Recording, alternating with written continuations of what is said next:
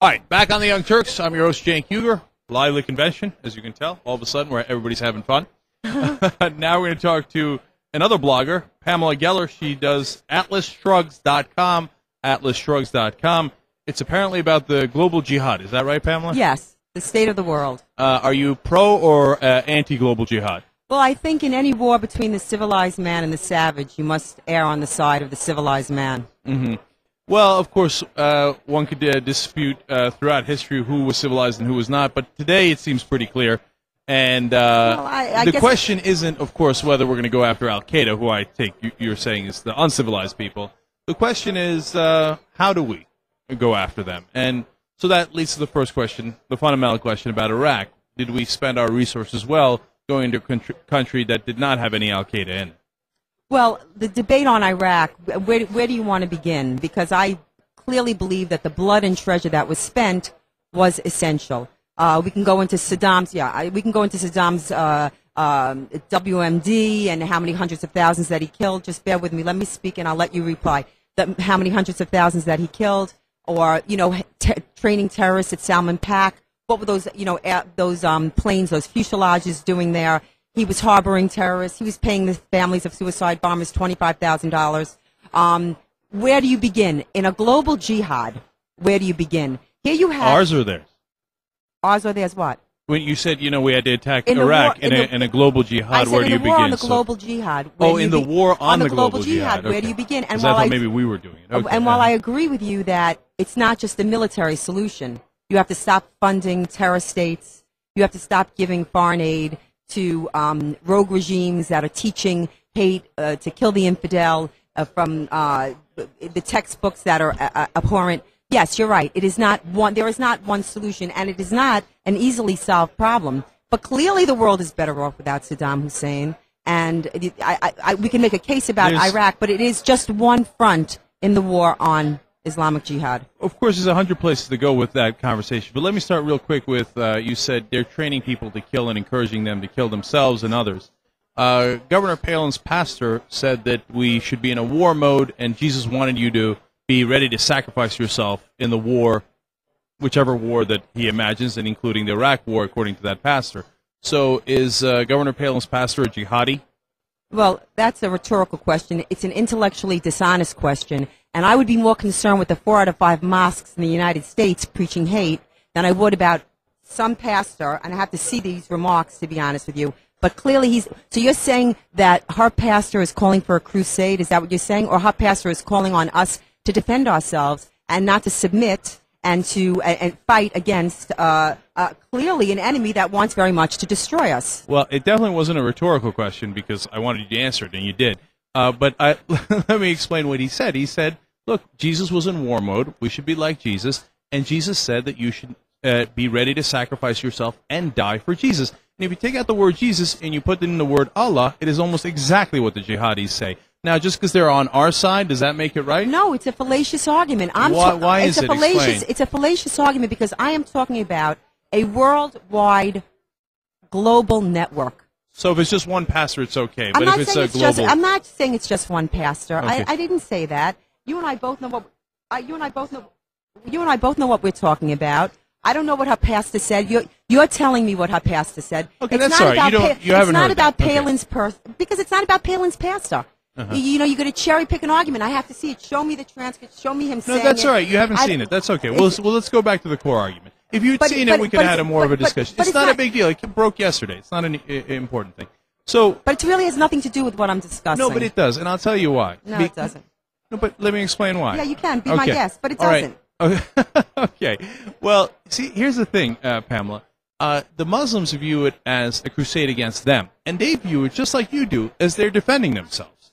Okay, now you totally disagree with that, but in order to understand who we're fighting and why we're fighting them, you have to understand their perspective. Doesn't mean you have to agree with their perspective. It's not a matter of disagreement. I'm looking at history.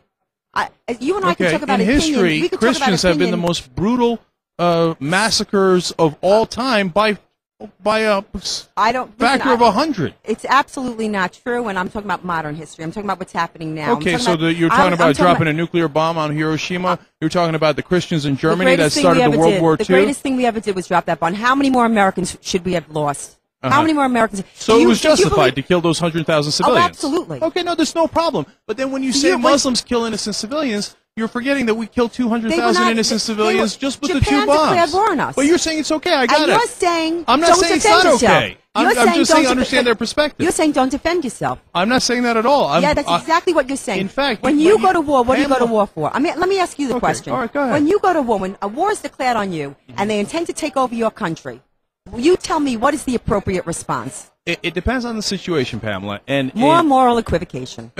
Absolutely, because that's called judgment. And that's the proper judgment. You need to see what the situation is. When the Unabomber bombed us from Montana, the proper judgment wasn't, hey, don't do moral equivocation, bomb the living crap out of Montana. That would have been crazy. No, the proper answer is go find the person who did it. You're talking about one schmendrick, one nutcase in a cabin without a toilet in the woods, and I'm talking about a country that's Let me finish.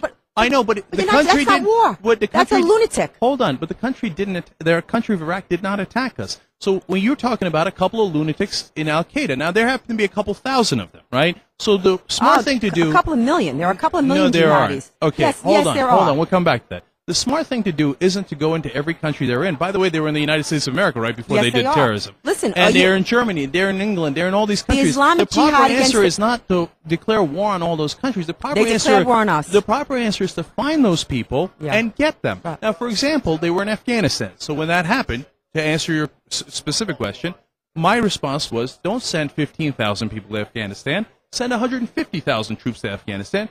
Poor bitches and kill them. Okay? Because they're the people that attacked us. You see, I think that you're getting confused by names. Let me ask you something. I am? Okay, yes. That's interesting. Well, okay, right. so is it Al Qaeda in Sudan? Well, that's the thing. Al Qaeda's kind of like a franchise. I'm asking you a question. Just a yes or no answer. But there are different people in Sudan. That's right. No. I mean, what do you mean? You think all of Sudan is either Al Qaeda or not Al Qaeda? No, I'm saying it's an Islamic jihad. It's an Islamic jihad in Sudan, and you know it. And it's not Al Qaeda. It's not an Islamic jihad. No, wait a minute. In Sudan, there are so many different ethnic groups, and some of them might be aligned with Al Qaeda, and certainly others are not. To say that Sudan is an Islamic jihad is a very poor way of tackling that problem. Simon Dang, who's an ex-slave and escaped with his life and was sold into slavery by Muslims, said it's an Islamic jihad. He's wrong too. You ever see the scar across his forehead like Frankenstein?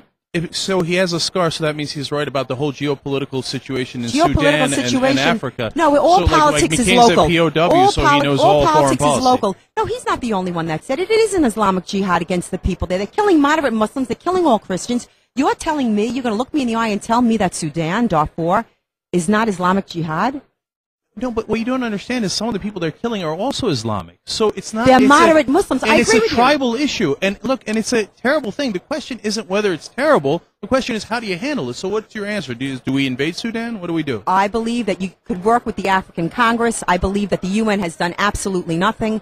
But again, there has to be So you don't want to invade in that situation? I don't believe that we, the United States, has to go in alone. We cannot. Okay, so let me ask you a quick question about that. We shouldn't go into Sudan to stop ethnic violence, but we went basically alone into Iraq when Saddam Hussein had done that ethnic violence decades ago. First of all, it was a coalition of the willing, A. B. Come on, there was a coalition of the willing. He invaded Kuwait.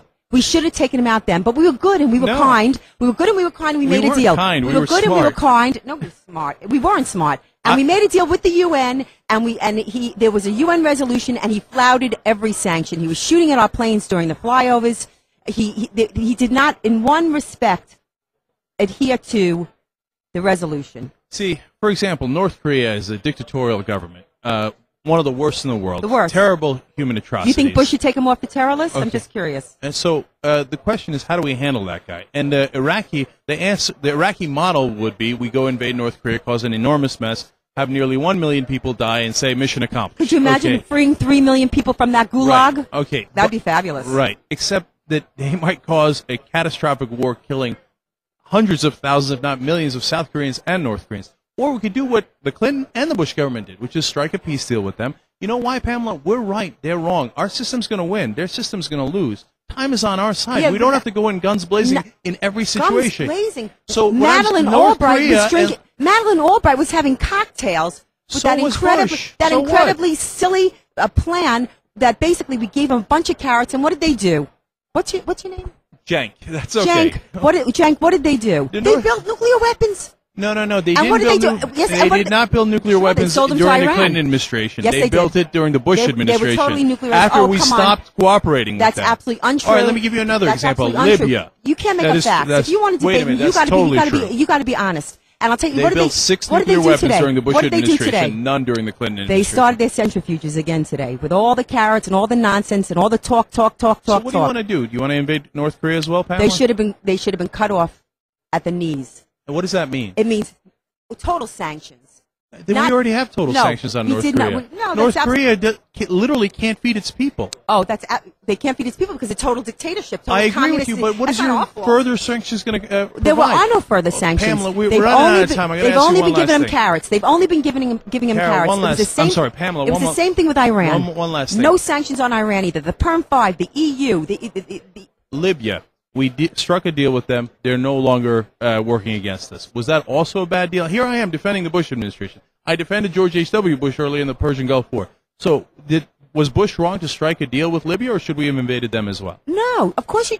Listen, it is the last resort. You do it at last, never at once. Do you really think that Iraq was the last resort for the Bush administration? Yes. Do you honestly believe that? I do. That's amazing. Okay. I do. But hey, look, we have a lot of disagreements in this conference, and I appreciate you coming out. It was lovely coming on, All Jank. right. Next time. All right. And everybody remember, Pamela's website is AtlasShrugs.com. If you want the truth, baby. Atlas Shrugs.